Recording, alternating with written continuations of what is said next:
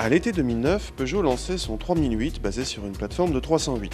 À cheval entre break, monospace et SUV, ce crossover par excellence, comme disent les gens du marketing, adopte un look vaguement baroudeur mais n'a que 2 roues motrices. Nous l'essayons ici avec un 1,6 litre essence de 120 chevaux en finition d'entrée de gamme Comfort Pack. C'est le 3008 le moins cher. Tenant plus ou moins du monospace, le 3008 offre une position de conduite assez haute et une bonne visibilité au conducteur. L'ambiance à bord est agréable, même si cette version d'entrée de gamme se passe de la rangée d'interrupteurs chromés et du toit vitré panoramique. Mais la présentation est flatteuse, que ce soit pour les plastiques, les ajustages ou les quelques touches de chrome. Le 3008 bénéficie d'un excellent compromis confort-tenue de route. C'est même l'un des points forts marquants de la voiture, malgré la hauteur et le poids supérieur à la 308.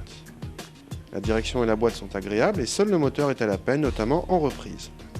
Il suffit néanmoins d'insérer sans problème la voiture dans la circulation et se montre très doux à l'utilisation. À l'arrière, la place est suffisante dans l'absolu mais décevante vu le gabarit de la voiture, malgré son côté monospace, il n'y a d'autre modularité que la banquette rabattable.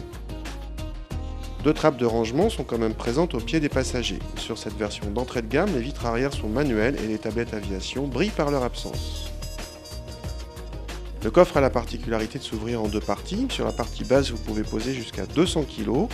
Autre particularité, le plancher de coffre est modulable sur 3 niveaux. Ce n'est pas unicommande, mais la facilité de la manœuvre est une référence du genre.